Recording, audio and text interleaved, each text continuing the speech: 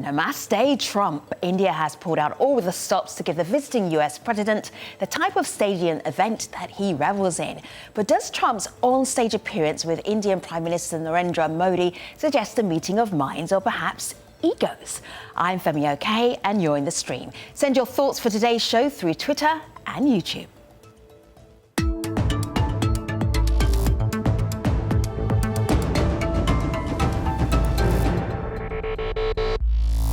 Donald Trump is making his first visit to India as US president, but statecraft is not as important as showbiz, perhaps. Hours after arriving in the city of Ahmedabad on Monday, he inaugurated a new cricket stadium, joining Narendra Modi in front of 100,000 people. Here's a taste of what both leaders said. India-USA relations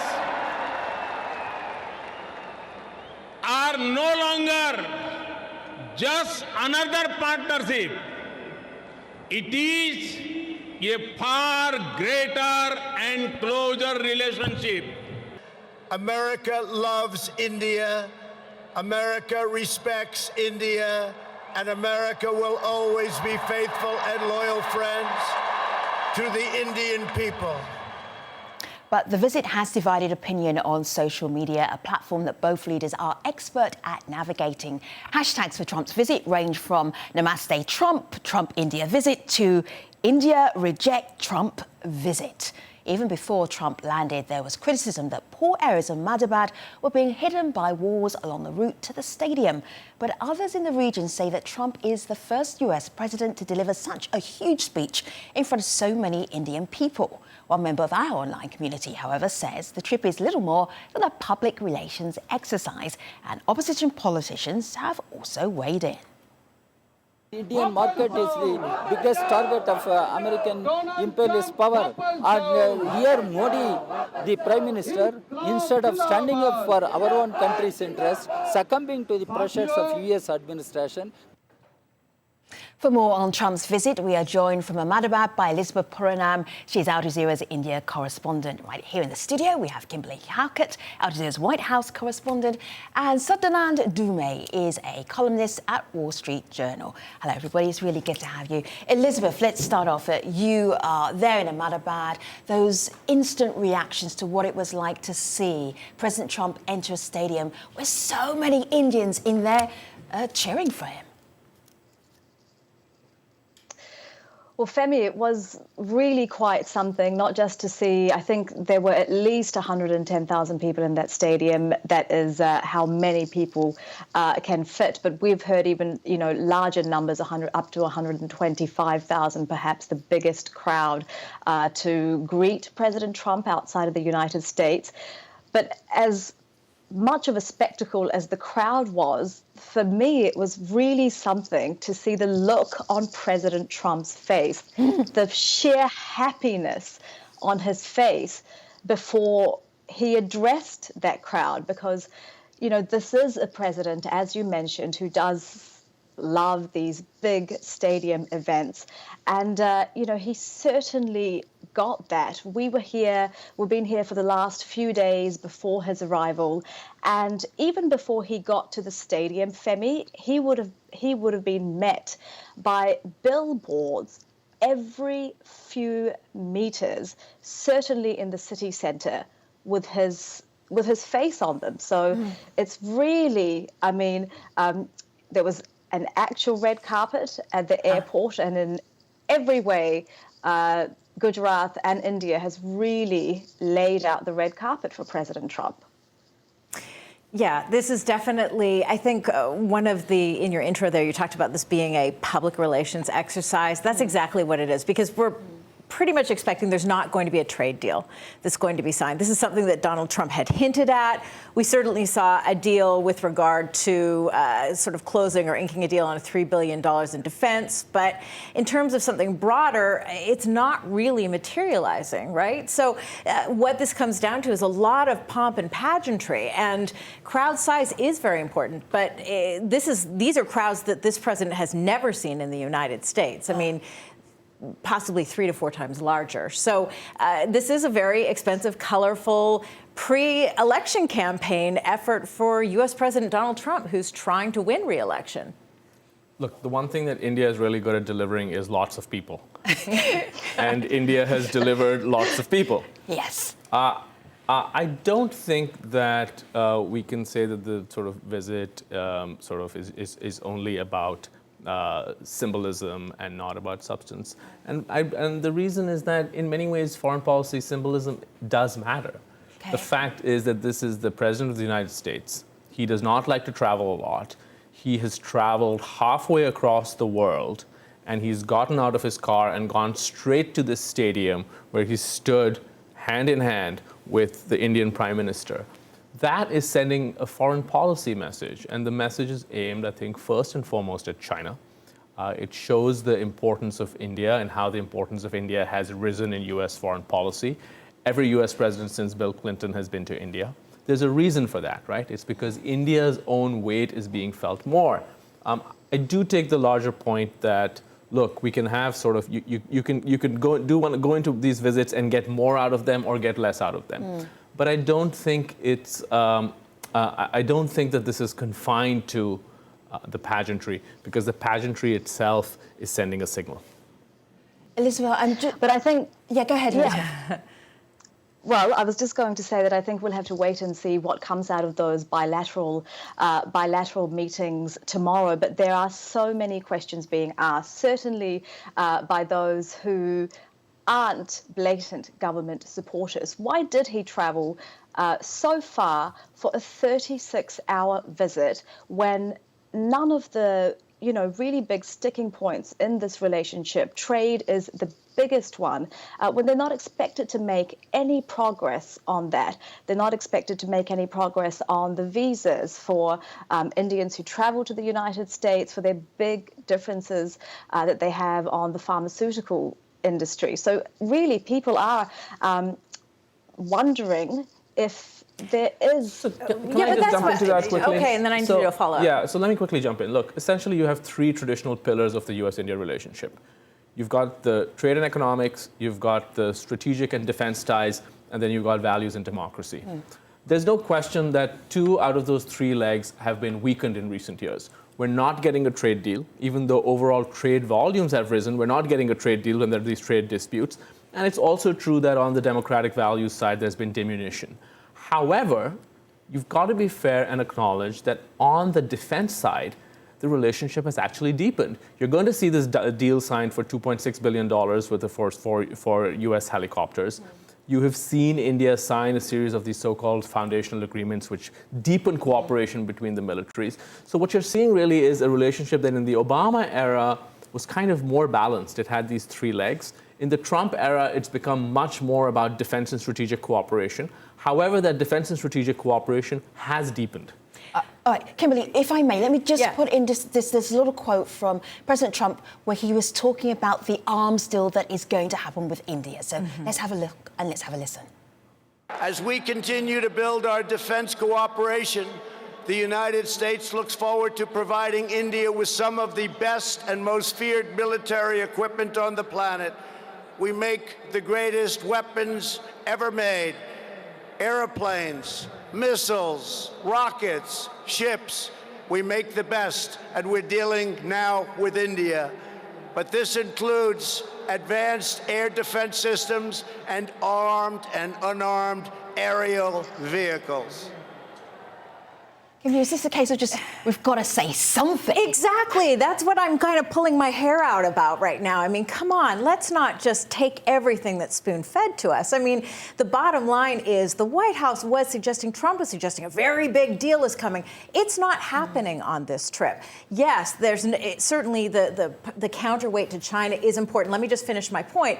But let's remember, Donald Trump isn't the only one who flew a very long way for a very big rally. Back in September, we had the reverse. We had Howdy Modi. We had Narendra Modi in Houston. Why is that important? Because there are 4 million of the diaspora here in the United States.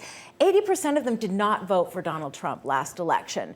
This time around, they like some of the hardline immigration policies, highly educated. They feel that this is a president who is speaking for the small business owners, and that is very important to a president who has just come out of an impeachment battle, needs every vote he can get in pivotal states. And I think to ignore that is really a mistake. Guess, let me just go via YouTube here for our live YouTube audience. Thank you for chipping in here.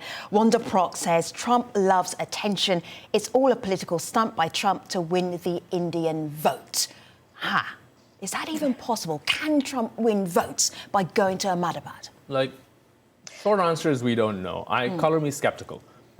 First of all, most Indian voters, most Indian Americans, they're overwhelmingly Democratic. It is one of the most democratically leaning groups in the United States, the Democratic Party.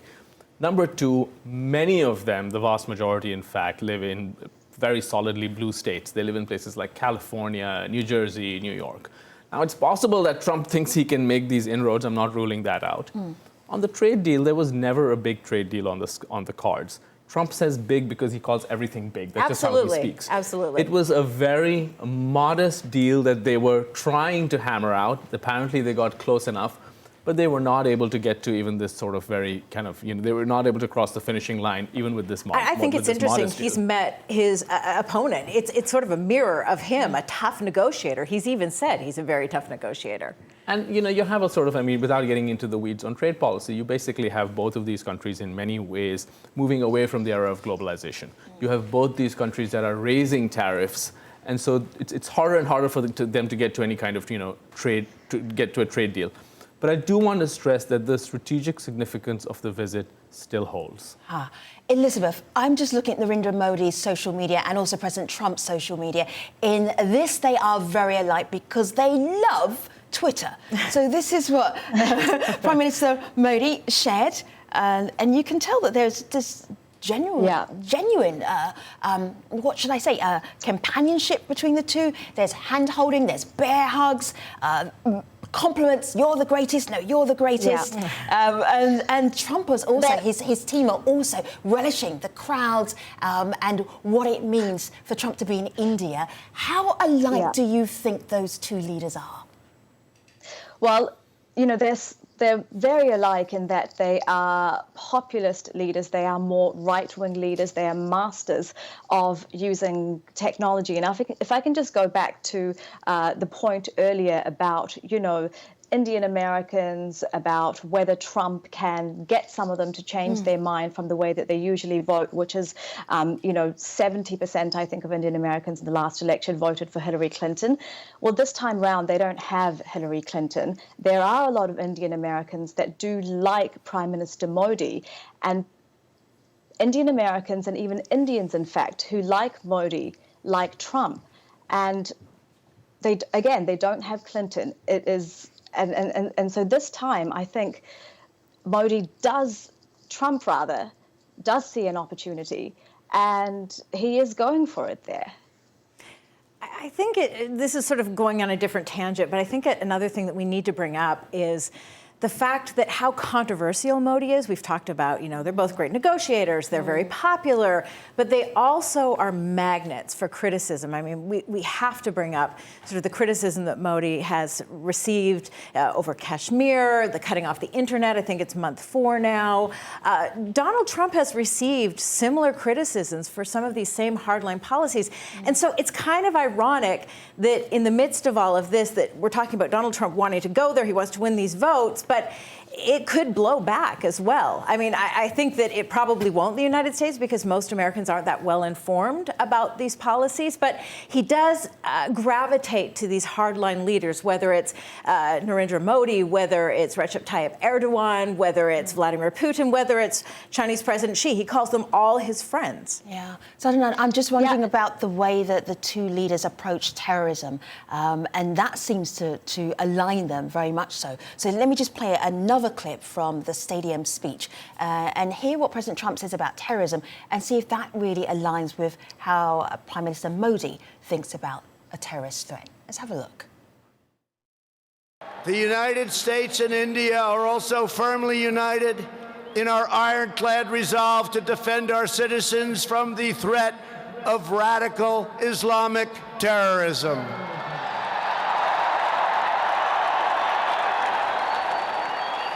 Both of our countries have been hurt by the pain and turmoil of terrorism and that terrorism brings. Firmly united in terrorism? Well, you know, there's the political aspect to this, and then there's the policy aspect. The policy aspect, there's nothing new. India and the U.S. have been cooperating in terms of fighting terrorism for a long time, at least since 9/11. You know, the U.S. intelligence sharing has been quite deep. They both share concerns about similar groups and so on. What is different is the political rhetoric. Now, this kind of language, the sort of more strident, more amped-up language, is something that obviously appeals to President Trump's base in the United States. It also appeals to Prime Minister Modi's base in India. And so what you're seeing is a kind of shared language in when you approach this issue, rather than a sharply divergent policy, because policy that has been pretty much the same no matter who has been president for several years now. And on that, if I can just add on that, you know, President Trump's speech was all about knowing his audience. I mean, praising all things Indian, from spiritual leaders and Mahatma Gandhi and the Bollywood film industry and cricket stars, you know, no matter how badly he butchered words or names. But the biggest cheer that he got, and he got many cheers, but the biggest one was when he talked about, you know, fighting what he called terrorism and working with Pakistan and fighting terrorism. So he really knows his audience here, and he's appealing to them. That's absolutely strategic. Like, it's not fighting terrorism, it's fighting radical Islamic terrorism. That is the words, that phrase in its exact form is exactly what many of Donald Trump's supporters under the Obama administration felt angry that wasn't being used. They pushed him to say it. He said it down in Houston for the Howdy Modi rally when the two were last together, and he said it again. That is 100% deliberate on the part of the White House. The speechwriters knew what they were going to get. They wanted that applause line. They got it. They got the cheer. And that's 100% likely to be played in ads moving forward, because it plays to the base, and they hope will translate into votes. It plays to both their bases. Guy from Samoa says on Twitter, as he's watching all three of you, seems to be a grand meeting of egos. Will be interesting to see who strokes whose ego best and gets the most out of it for their respective countries. Well, so far it's been a love fest. I mean, if you saw Modi's comments, you know, he not only did he praise Trump, but he name-checked Melania, Ivanka, Jared. He said that, like, this is like a family visit. This sweetens the relationship like a family relationship. I mean, he was really quite, you know, quite charming. Did you find that believable? Did you find that genuine? I think it's part of a charm offensive, as is the 125,000 people. I don't ever find any two global leaders saying nice things about each other believable, because it's their job to do it. Did they do it well? Yes, they did it well. I think these two leaders are really fond of each other. The only question I have on all of this, though, is, you know, you mentioned, Elizabeth, the butchering of the names. I mean, you go to all this effort to have the pageantry and the dancers and the colorful costumes, and then you butcher some really important names. How does that kind of undo? Is that sort of like damage when we're trying to get just the exact opposite? That's the one thing how did that play? You know what? For people who like, it's the same as in the United States. For those who like Trump, they like Trump regardless of what he says. And it is the same thing here. So they, you know, he has good speechwriters that really did their research. I mean, he was listing the best Bollywood films of all time, the greatest cricket stars, the biggest spiritual leaders. And I think those who like him appreciated that he made the effort. Let me share this with you, because in the early hours of the morning, President Donald Trump's team were editing a beautiful mashup. Let me show it to you, because it shows that like Elizabeth Purinam, they don't sleep either. Let's have a look. The true strength of India is found in the soul and the spirit of the Indian people. The story of the Indian nation is a tale of astounding progress, a miracle of democracy, extraordinary diversity, and above all, a strong and noble people. This nation is blessed. This is pretty moving. Elizabeth. Yeah, you know what? It's moving. But what it makes me think of is as they were editing that video, what is happening in the capital, New Delhi, as they're editing that video is exactly what the Indian government didn't want to happen on the US president's visit. The worst violence since the protests against the citizenship law began more than 2 months ago. 4 people dead, including a police officer. I don't think there had been any deaths in these protests so far. So it's going to be a very different mood, I think, and day when the two leaders sit down tomorrow. Can you tell us a little bit about tomorrow's agenda? Because I'm looking at, well, today for you, really. I'm looking at what's happening, starting at 10 a.m. local time, ending at 10 p.m. local time. So that's a full day's worth. What should we be looking out for, and what should we be looking behind the scenes or reading in between the lines, Elizabeth? Well, you know what, Femi? People are really wondering if there is going to be anything behind the curtains, because so far there has been no indication, and we are expecting more pomp.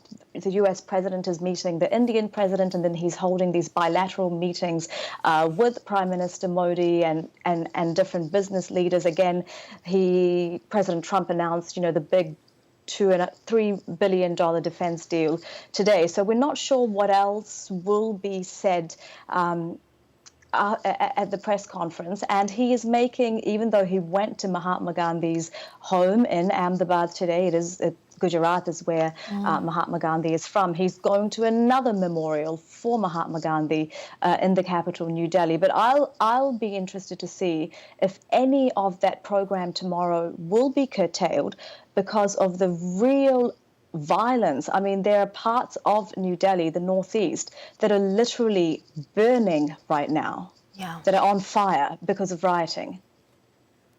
So, I'm looking at the bigger picture from this 2-day visit. What would you say our takeaway should be halfway through it? Biggest takeaway is that the US-India strategic relationship remains on track, driven mostly by China. That's the piece that I wrote in the Wall Street Journal on Friday. The second takeaway is that this is a big domestic political victory for Prime Minister Modi at a time that India has come under withering criticism, both for its policies in Kashmir and for the citizenship law. To actually get a U.S. president to come and stand with him is a huge coup. I'm a little bit skeptical on how much Donald Trump gets out of this domestically, but we can agree to disagree on that. Kimberly? I think Elizabeth really hit an important point that we have to take into account, and that is this split screen reality. As she talks about, we're seeing what these two leaders want us to see. And just very quickly, I experienced this at Howdy Modi. We happened to be there filming some counter-protesters and the organizers that were supportive of Narendra Modi. They tried to seize our cameras. It became a physical scuffle. We're protected by the First Amendment and press freedoms here. It's a little tougher in India, and so I think we have to remember that there was an attempt to, again, Elizabeth mentioned this, put up a wall to kind of hide the nasty, messy parts that they didn't want the cameras to see. So we have to really ask questions constantly about this visit, because right now, again, we're seeing what they want us to see, and you have to lift that veneer. Yeah, Elizabeth. Yeah, I was going to say that, I read Sutherland's article on the Wall Street Journal on how Trump and Modi are similar and how they differ. And I completely agree with him on the fact that, as Kimberly was saying, they're protected by the First Amendment in the United States. But the institutions here in India, whether it's the judiciary or the media, have been weakened so much under Narendra Modi and the BJP over the last 6 years. Elizabeth, thank you so much. I doubt that you'll be going back to bed. I'm sure that you're starting on your new day of work for us. We're looking forward to seeing you on aljazeera.com and Al Jazeera as well. Your reporting from President Trump's visit to India continues for the next 12 hours or so. Kimberly, thank you for joining us. Sadhnan, thank you as well for your perspective. Really appreciate you. And if you've been online with us on YouTube, appreciate your feedback.